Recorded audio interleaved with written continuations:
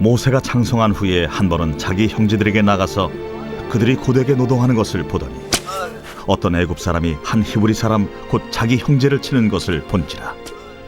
좌우를 살펴 사람이 없음을 보고 그 애굽 사람을 쳐 죽여 모래 속에 감추니라. 이튿날 다시 나가니 두 히브리 사람이 서로 싸우는지라. 그 잘못한 사람에게 이르되 네가 어찌하여 동포를 치느냐? 하매 그가 이르되 누가 너를 우리를 다스리는 자와 재판관으로 삼았느냐? 내가 애굽 사람을 죽인 것처럼 나도 죽이려느냐?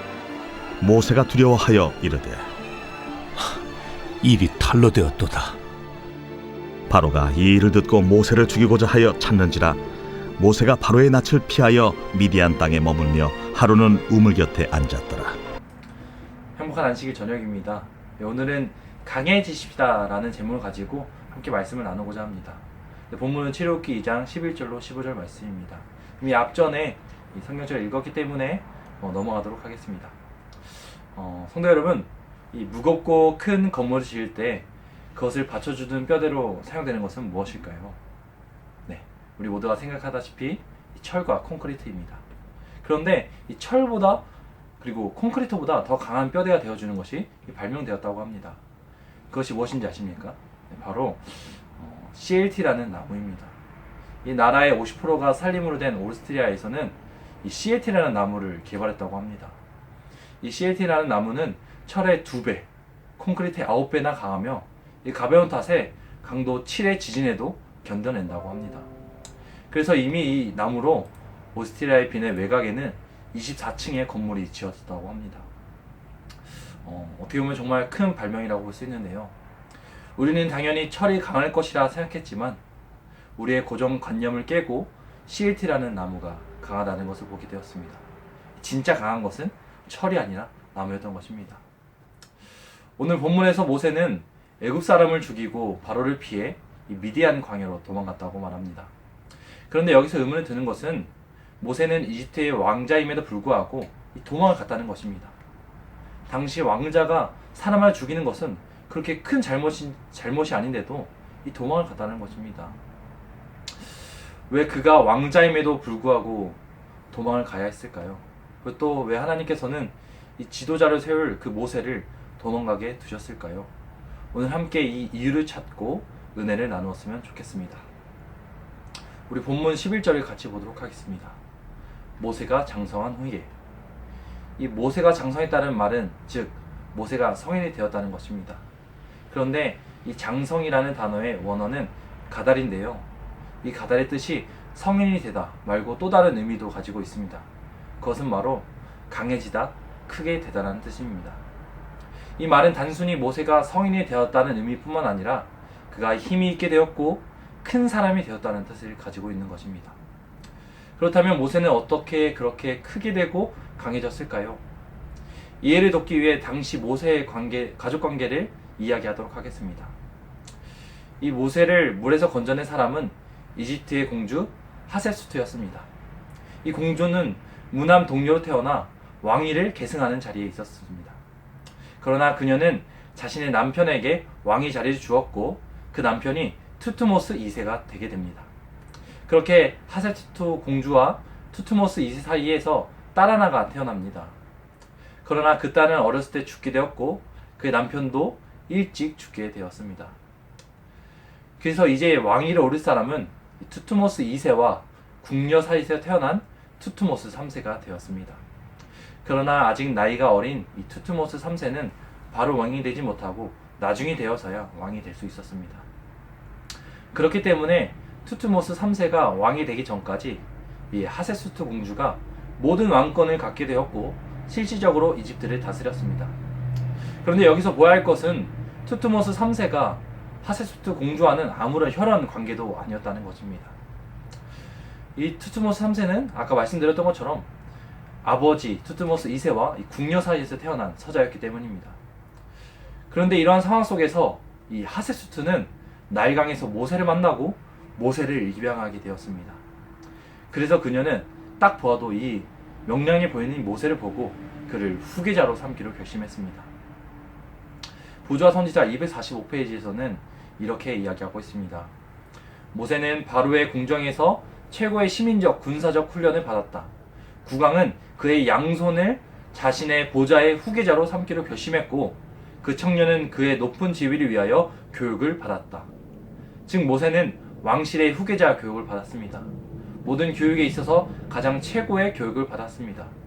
이제 모세는 세상이 말하는 엘리트가 된 것입니다. 그런데 모세는 이 배움뿐만 아니라 모든 교육에서도 두각을 나타냅니다. 사도행전 7장 22절입니다.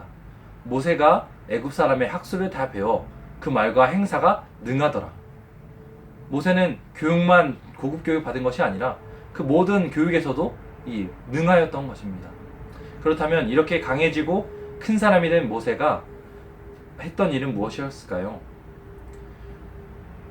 11절 12절입니다. 모세가 장성한 후에 한 번은 자기 형제들에게 나가서 그들이 고되게 노동하는 것을 보더니 어떤 애굽 사람이 한 히브리 사람 곧 자기 형제를 치는 것을 본지라. 좌우를 살펴 사람이 없음을 보고 그 애굽 사람을 쳐서 모래 속에 감추니라. 모세가 그렇게 좋은 교육을 받고 강해지자 그가 한 일은 바로 사람을 죽이는 일이었습니다. 이 일을 계기로 모세에게는 큰 위기가 닥칩니다. 모세가 애굽 사람을 죽였다는 이야기가 투트모스 3세의 귀에 들어가게 됩니다. 언제나 자신의 자리를 위협했던 이 모세를 죽이기 위해 눈에 불을 켜고 있었던 투트모스 3세에게는 너무나도 기쁜 소식이었습니다.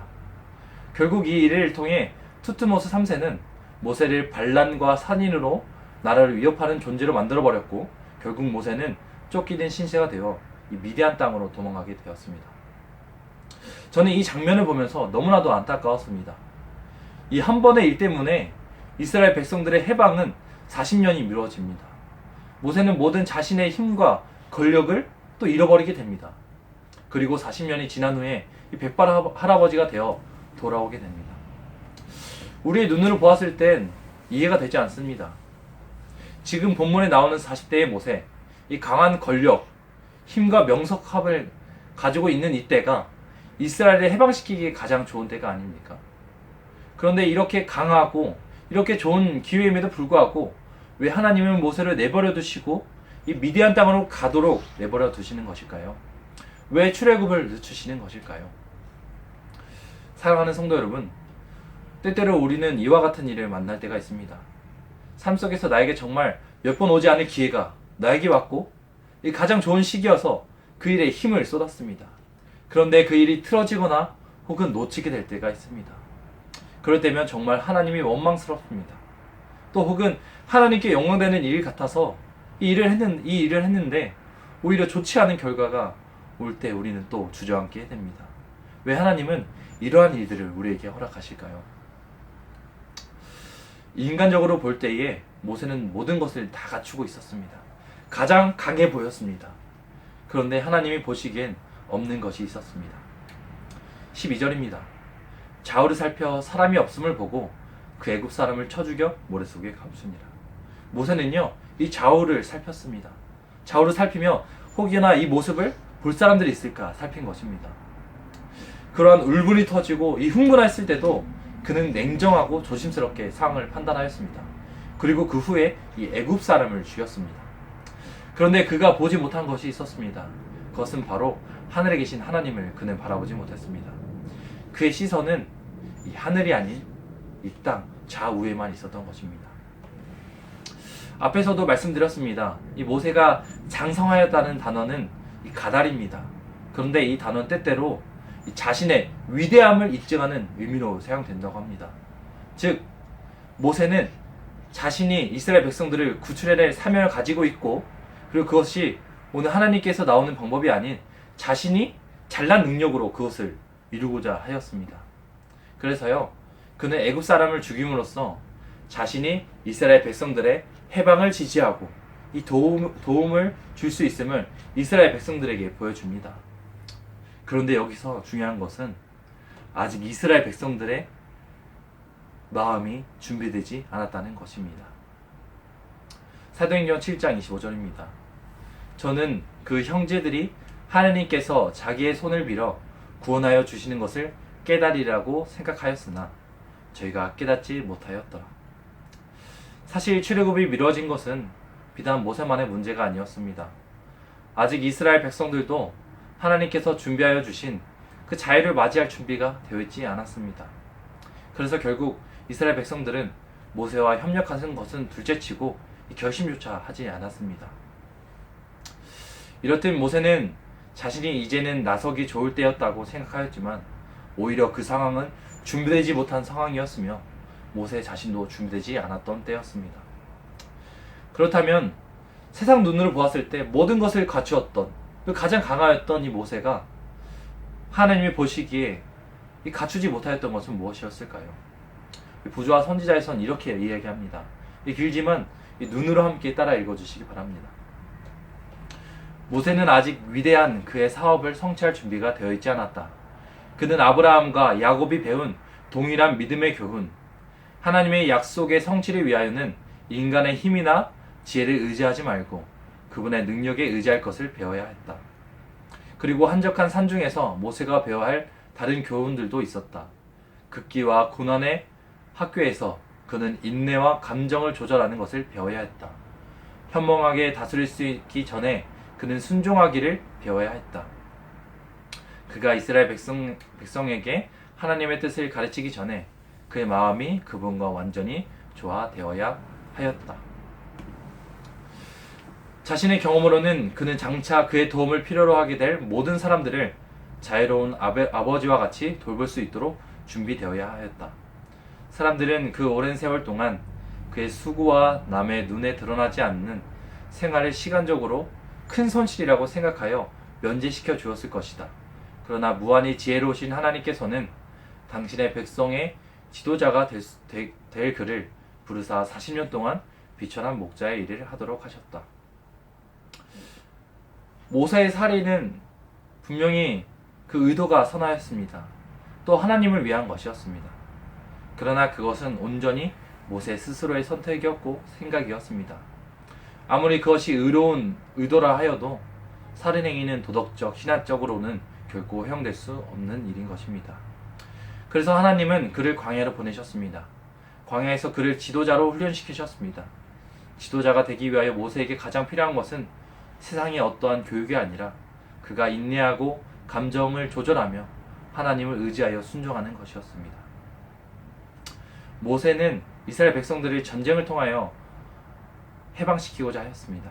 그러나 하나님의 방법은 그것이 아니었습니다. 하나님의 방법은 오로지 하나님의 영광이 나타나는 하나님의 능하신 힘을 의지하게 하는 것이었습니다. 사랑하는 성도 여러분, 우리는 신앙생활을 하면서 또 사역을 하면서 하나님의 일을 하고 또 하나님을 위해 일한다고 하지만 오히려 하나님은 보지 않고 내 능력만, 내 상황만 보고 있지는 않습니까?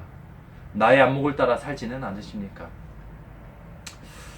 우리도 모세처럼 이 세상에 그리고 나의 능력을 나의 안목으로 바라보지 않기를 바랍니다. 우리는 하나님을 의지하여 그분의 뜻이 무엇인지 찾고 또 그 뜻에 순종하여 하나님의 영광을 나타내는 우리가 되기를 간절히 바랍니다. 제가 한 가지 이야기하고 마치고자 하는데요. 혹시 기적의 사과라고 아십니까? 많이들 들어보셨을 것입니다.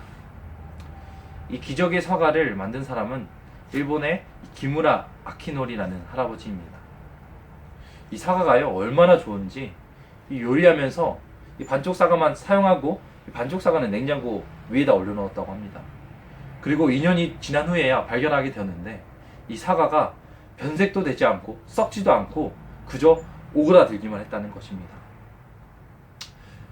그렇다면 이 사과의 특징은 무엇일까요? 이 사과의 특징은 농약과 어떠한 화학 비료도 주지 않고 오로지 자연 농법으로 그대로 키웠다는 것입니다. 그런데 이 기적의 사과가 유명해진 것은 이 사과가 만들어지는 이야기 때문이었습니다. 이 기무라 아키노리 할아버지께서는요, 이 자연농법이라는 책을 읽고 이 사과를 자연농법으로 키우고자 다짐하였습니다. 그래서 다른 사람들이 이 농약을 칠 때 자신의 스스로 벌레를 손수 하나하나 떼었다고 합니다. 그런데 이 한 나무만 잡았는데도 불구하고 이 비닐봉지가 너무 꽉 차는 것입니다. 이 자신은 나름 열심히 계속했지만 그 많은 나무의 벌레 세균을 잡을 수 없었습니다. 그래서 천연 농약이라고 이야기하는 이 소금, 이 간장, 식초를 뿌려봤지만 아무런 소용이 없었습니다. 그렇게 5년 동안 아무런 열매를 맺지 못하고 있자 이 가세는 기울게 되었고, 결국 그는 스스로 밧줄을 들고 이 산으로 올라가게 되었습니다. 그리고 이 나무에 줄을 매달고 이 목을 매려고 하는데 자신의 눈앞에 너무나도 탐스러운 사과가 보이게 된 것입니다. 그래서 그는 밧줄을 두고 내려와서 바로 다시 그 사과를 보았습니다. 그런데 이 사과를 보았더니 알고 보니 그것이 사과가 아니라 이 도토리였습니다. 그런데 이 도토리는 이 도토리 나무는 자연에 있음에도 불구하고 이 벌레도 없고 잘 자라는 것입니다. 그래서 그는 이 자연을 연구해보고 오히려 잡초와 벌레들이 서로 좋은 역할을 하게 된다는 것을 보게 되었습니다. 그래서 그는 자신의 밭에 콩을 심고 자연 그대로 사과를 키웠다고 합니다. 그렇게 하자 다음에 많은 사과가 달리기 시작하였습니다. 그런데 몇 년 후에 1991년 큰 태풍이 불어 그 모든 농가의 사과들이 떨어지게 되었습니다. 그 한 해의 농사가 망해버린 것이죠. 그런데 유일하게 기무라 씨의 사과들은 멀쩡하였다고 합니다. 그래서 왜 이 사과들이 멀쩡할까 보았더니 이 다른 사과들과 다르게 이 사과의 이 줄기, 꼭지는요 다른 사과보다 2배나 굵고 강했다고 합니다. 또 그리고 다른 농약을 뿌린 사과 나무들은 뿌리가 몇 미터에 불과했지만 이 자연농법으로 키운 김우라 씨의 사과는요 이 수십 미터 이상의 뿌리를 내리고 있었다고 합니다. 정말 기적의 사과였습니다. 그런데 이 기적의 사과를 만들어낸 김우라 씨는 이렇게 말합니다. 사과를 만든 것은 내가 아니라 나무입니다. 사과는 인간이 어떻게 해서 만들어지는 것이 아니라 아니라고 합니다. 인간의 눈으로, 안목으로 보기에는 농약을 뿌리지 않고 재배하는 것이 어리석게 보입니다. 당연한 것이 농약을 뿌리면 병해충이 90%가 사라지고요. 또 과실의 열매도 2배나 3배나 얻을 수 있다고 합니다. 그래서 사람들은 나무를 키우기 위해서 해야 할 일은 이 농약을 뿌리는 것이라고 생각합니다. 그러나 사실 인간이 할 수 있는 그 일을 할 때, 이 농약을 뿌릴 때 그것은 오히려 나무의 생명을 깎고 큰 태풍이 불 때에 스스로 그 나무가 자신을 지킬 수 없게 하여진 것입니다. 진짜 나무가 강화해지고 생명력이 넘치는 때는 바로 자연에게 맡겼을 때인 것입니다. 사랑하는 성도 여러분, 내 인생에서 내가 할 일들을 해결할 때 마치 농약처럼 내가 할 수 있는 일에만 집중하지는 않으십니까? 또 나의 능력으로만 일들을 해결하려고 하지는 않으십니까? 지금 당장의 일이 해결되는 것처럼 보이지만 그러나 근본적인 문제는 해결되지 않을 것입니다. 모세는 자신이 배운 모든 것을 활용할 수 있을 그때, 그리고 그때가 가장 힘이 있을 때라고 생각했습니다. 그런 모세가 살인을 저지르고 40년을 보낸 그 시간이 시간 낭비처럼 보여집니다. 그러나 그 광야의 시간이 진짜 모세가 지도자로서 거듭나는 시간이었습니다. 그리고 그때 모세가 비로소 진짜로 강하여진 시간이었습니다. 성도 여러분, 당장의 일을 해결하기 위하여 나를 의지하지 않으시길 바랍니다. 하나님을 의지하기 바랍니다. 하나님에게 물어보고 의지하기를 바랍니다. 그러나 이것이 마치 늦어지고 돌아가고 낭비하는 것 같이 보여질 것입니다. 하지만 오히려 그것이 내가 진짜 준비가 되고 진짜 강하여지는 방법임을 기억하시기 바랍니다. 그래서 세상이 말하는 나의 강함이 아니라 하나님이 함께하여 주시는 진짜 강함으로 세상을 살아가시는 저와 성도님들이 되길 바라며 말씀을 마치도록 하겠습니다. 감사합니다.